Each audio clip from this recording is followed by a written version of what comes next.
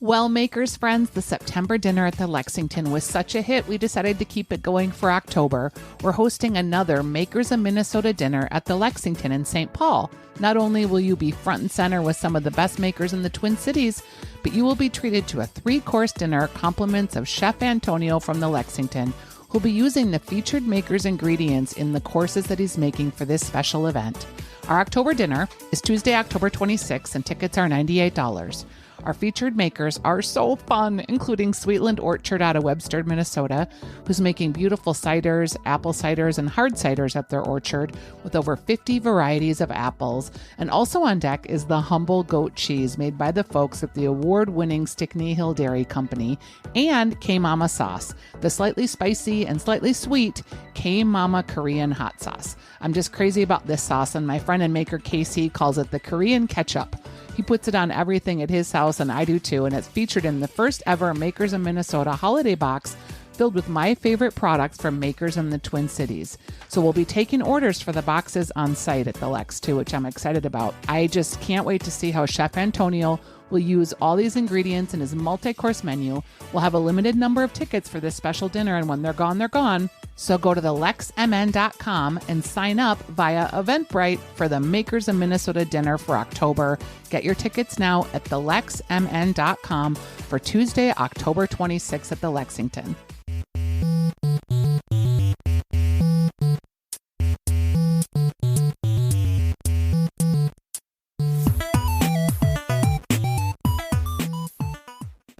Hello, everybody, and welcome to the Makers of Minnesota podcast. I'm Stephanie Hansen, and I am your host. And I love this podcast because I get to talk to cool people doing cool things. And occasionally I get to circle back and reconnect with those people. And today I'm talking with Gretchen Prebeck from Sweetland Orchard. And Gretchen, the last time we talked was in 2018. It's hard to believe, isn't it? I was wondering when that was exactly, but 18, so much has changed since then. Yeah. And I'm so glad to reconnect with you because I first found out about your delicious artisanal orchard and your beautiful ciders from my friend Melissa Surdick. And I remember going into Surdick's and her like leading me over to the aisle.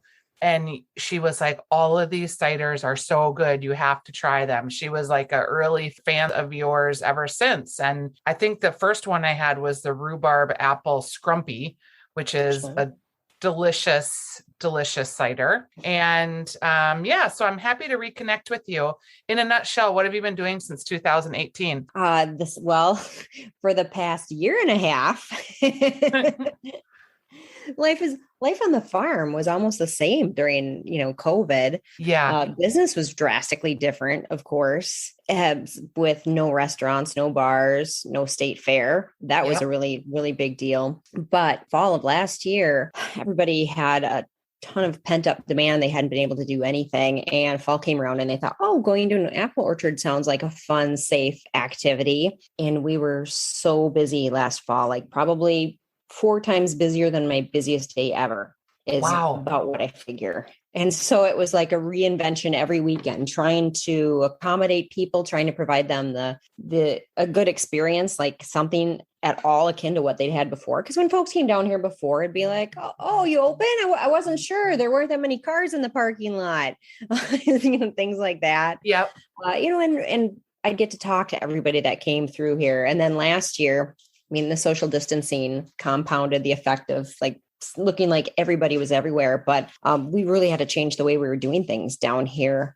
But necessity is the mother of invention, and that works it works like that. It worked that way for a lot of us. And so, adapted and came up with a really, really nice alternative to the communal tastings that we used to do. And so we're using that this fall. And, the restaurant and bar business is ramping up. The state fair, of course, wasn't 100%, but I wasn't counting on that being the case anyway. It was just great to get out there. And so, since 2018, in terms of the ciders, probably a lot more like specialty offerings with the dessert ciders, the ice ciders. Yeah. And ice cider is something that is really popular in Canada, in Montreal, and sort of taking off here. I liken it maybe to like kind of the taste of like a more fortified wine. Tell me about your ice ciders in particular and why you're excited about them, and also about the dessert ciders, because I don't think I know about those. Well, I mean, I grouped the ice ciders into that group. So Okay.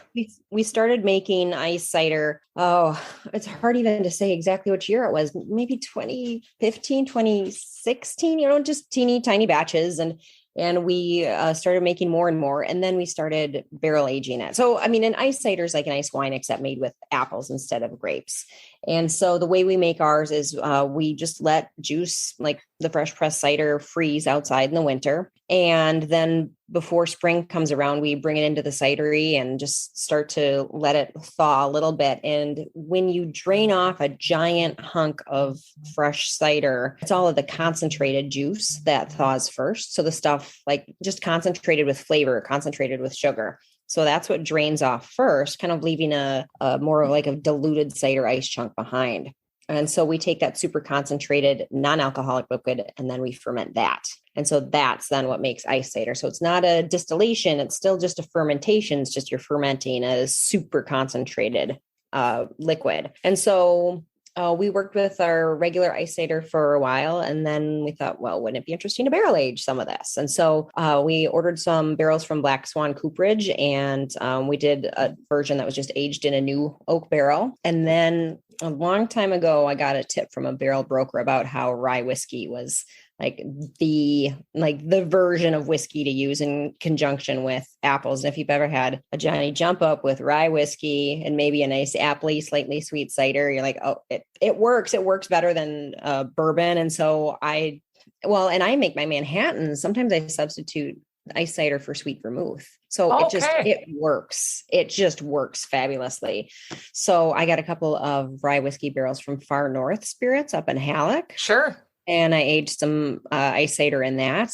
And it was great. So we've done a couple versions of that now. I'm experimenting with some other barreled spirits. And so we've got those 3 variations. And then we made Pommeau because we have a distillery license too. And so Pommeau is unaged brandy combined with fresh pressed apple cider. And then you age that in an oak barrel for a good chunk of time, at least a year. And so that one, whiskey drinkers do like it because it's very spirit forward. And then the really neat thing about that is after it leaves your mouth, you just have like essence of fresh apple in your mouth for like 5 minutes afterwards. It's amazing how that turns out. So it's really nice to be able to offer that too. And then I made a cider. It's not as much of a dessert cider. It's more of like an aperitif cider, or maybe a digestif cider, you could say. So kind of like a vermouth, except apple-based. You're making me really sad that I didn't drive down there today and that we're doing this via Zoom, because I'm just like... It would have been so fun. And I know if we did a tasting too, because when you get an opportunity to taste things side by side, you really can start to taste some of the subtleties of all of that. Yes. Yeah, it's an education. And tasting's always been such a huge part of what we've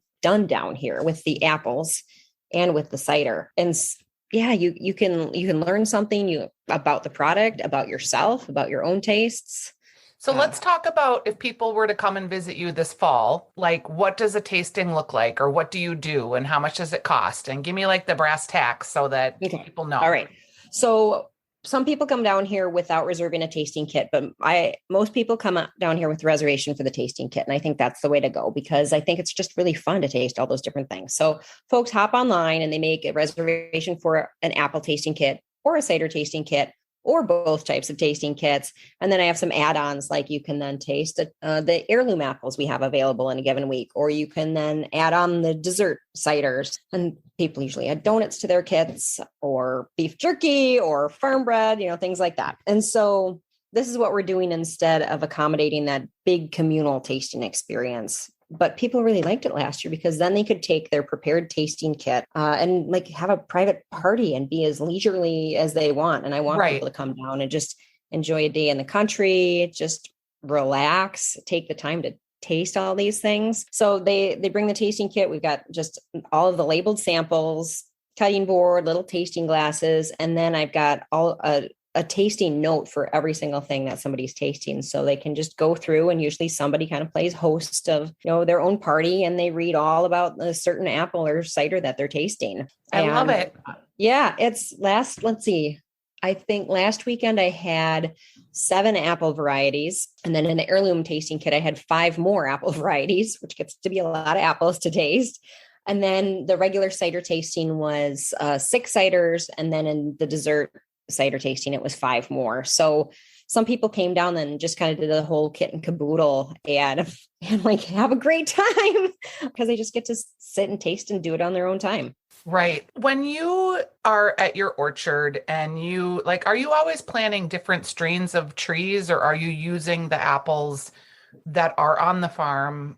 Tell me about like how you're getting all these different apple varieties. Okay. Well, when we bought the orchard back in 2010, there were already 50 apple varieties here. So that was a fabulous start.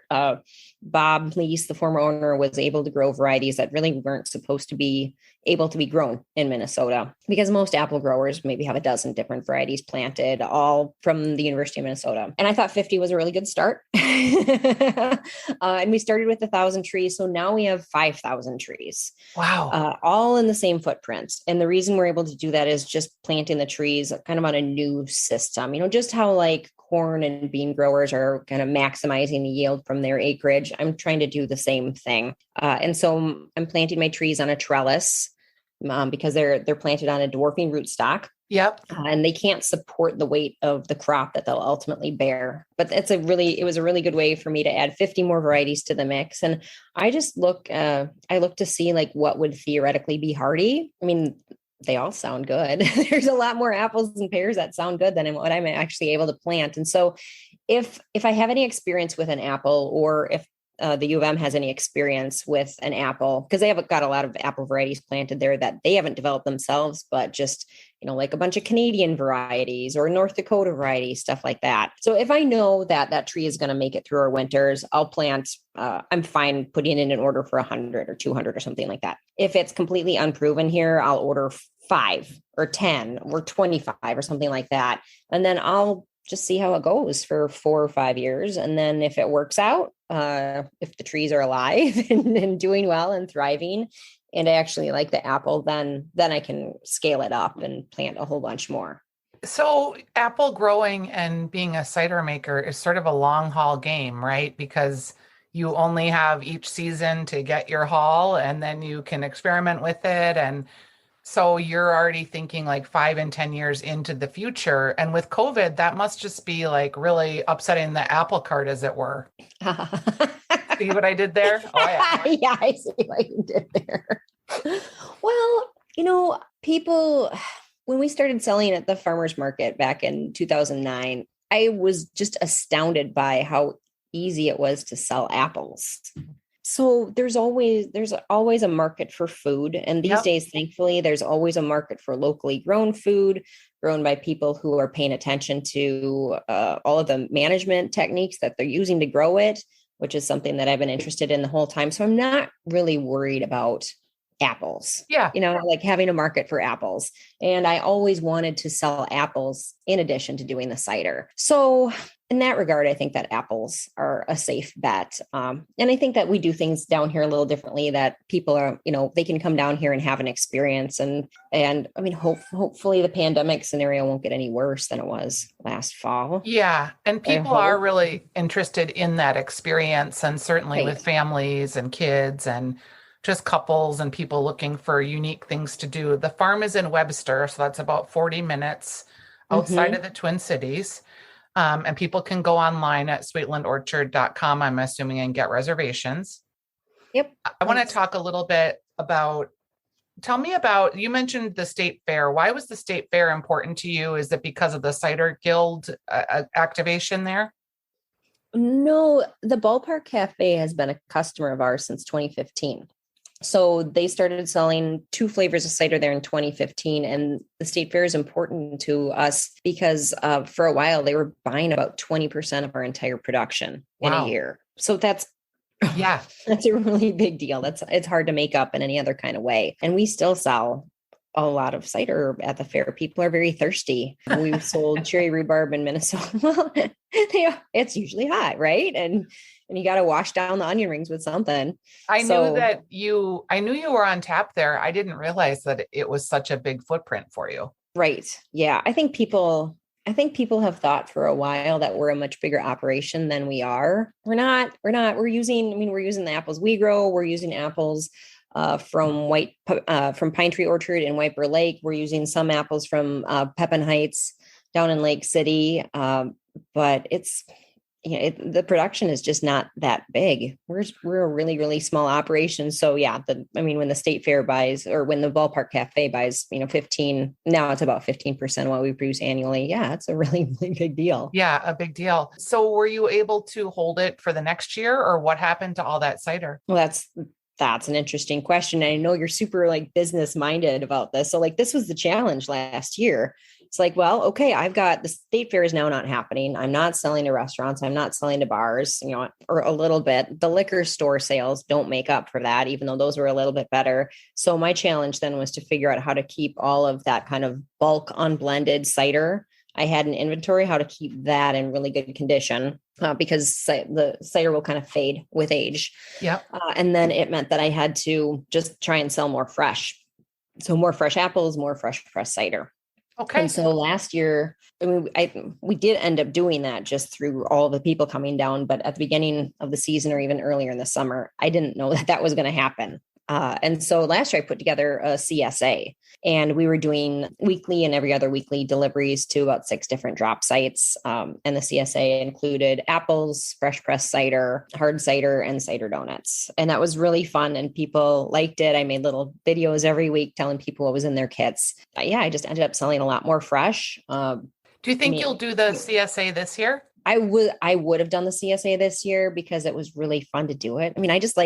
I kind of like feeding people and picking out hey, here's the best of the orchard for this week. But there was a pretty bad freeze on May 11th this year, May 11th, yep. May 12th. And a lot of my early varieties were in bloom, and it got down to 24, 25 degrees. And so that freeze just basically killed off the blossom. So my harvest is just down this year because of that loss. What does that feel like when you go to bed and meteorologist Paul Douglas says, we could get a freeze tonight? And for you, it's so much more than that. It's really an indicator then of what the year's going to look like. How do you deal with that emotionally? Well, it's so out of my control. So there's nothing I can do about it. And I think that's one of the, that was one of the keys to learning how to be an adult for me. It was understand what's in your control and what's not in your control. And I am kind of a perfectionist type. So it's also really interesting for me having this such a nature-based endeavor. And you can't control Mother Nature. You just can't. So you have to, let things go. So you hear that stuff and you're what it means. And maybe you look it up and be like, well, what is this really, if it gets down to 25, what is that going to be? Is that going to be 90% loss? Is that going to be 75% loss? And it can't keep you up at night because there's nothing you can do about it. And so then you go out in the orchard and you take a look at some of those blooms and you're like, yep. And there's no covering them. There's no, you just have too many and you just, it is what it is. My buddies up at Pine Tree in 2012, when we had that, when it was 80 degrees on St. Patrick's Day, and then all the trees blossomed about a month early, they built giant bonfires and hired a helicopter to just try and save some of that crop. Yeah, because they had the air blowing down. Did it work? Mm-hmm. I don't think it worked too great. There really isn't.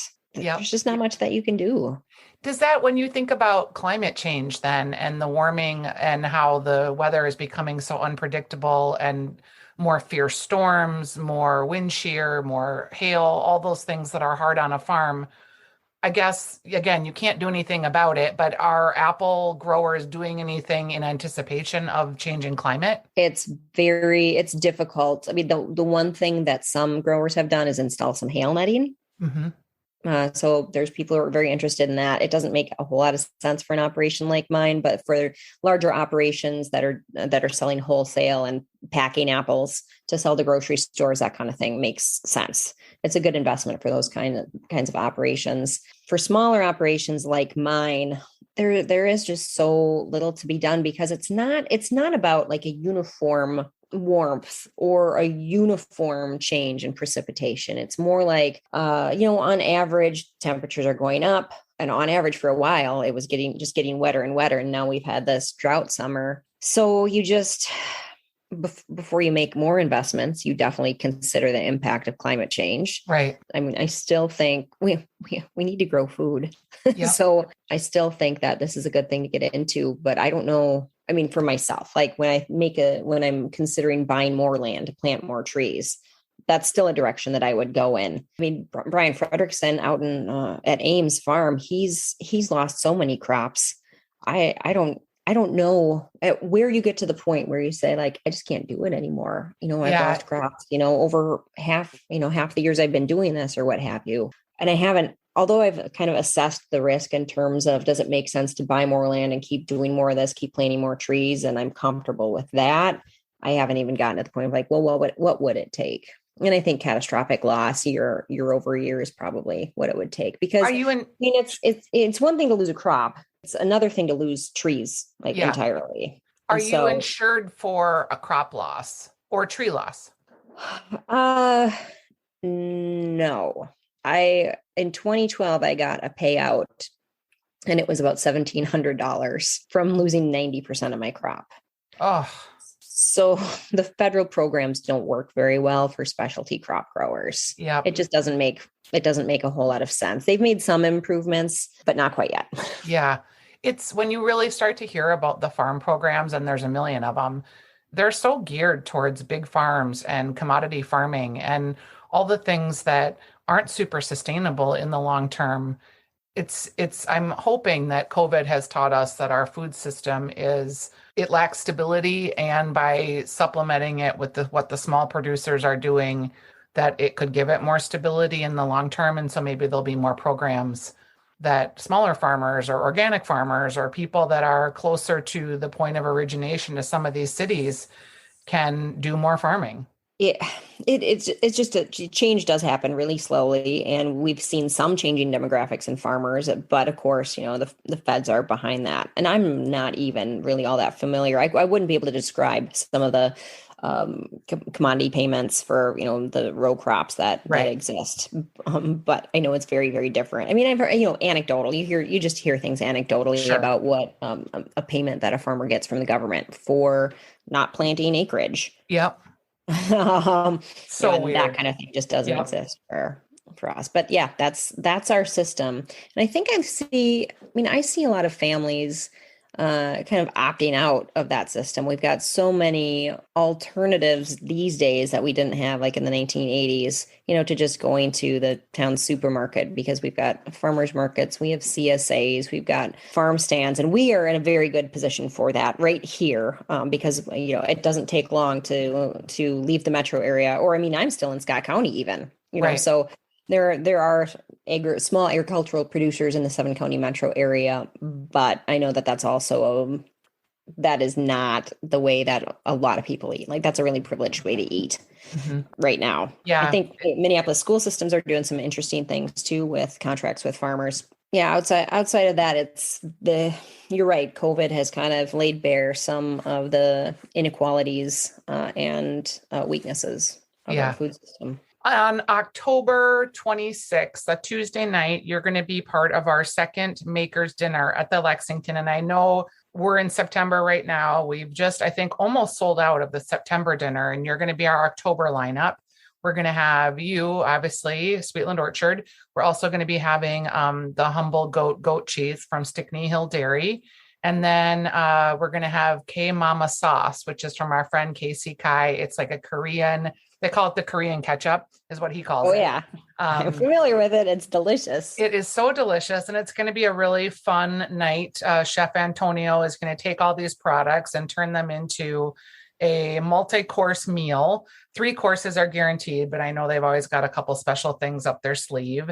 And I don't want to put you on the spot about what you're going to have, because I know you and Antonio will work it out. But I really am excited to bring your orchard to the Twin Cities group here that's going to be joining us at the Lexington. These dinners are pretty special.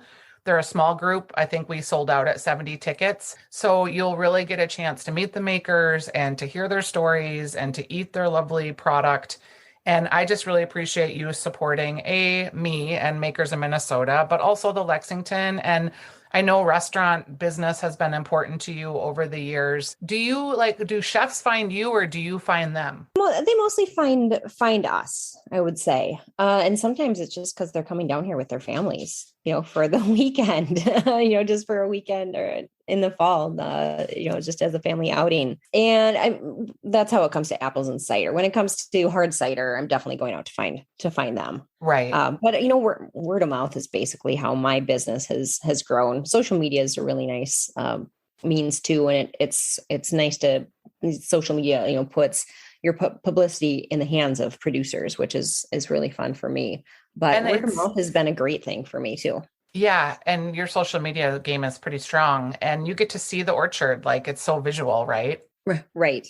Yeah. And there are definitely times in my life, like let's say the past 2 weeks, for example, when I've been too busy to put too much on social media. And I've thought, well, is there any way somebody else could do that? But nobody is able to like tell the story of it exactly in the same way. Cause there's so much darn stuff going on here too. Yeah. So I really do like doing it, but we'll connect offline. I can maybe give you some tools to think about that helps with automation. You can't really automate the story, as it were, but you can sort of schedule some things in advance so that you've always got something, even if you get into a crazy busy week. So yeah. I will give you those tips while I'm at the orchard having a tasting kit in the weeks ahead.